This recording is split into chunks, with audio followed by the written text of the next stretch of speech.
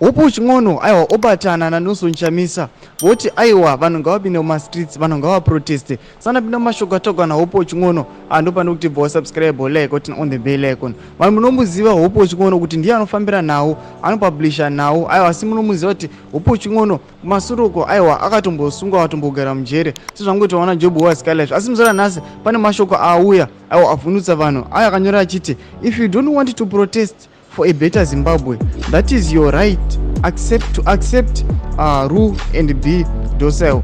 Don't stand in the way of those who have the courage to stand up for their rights and who are ready to defend their rights.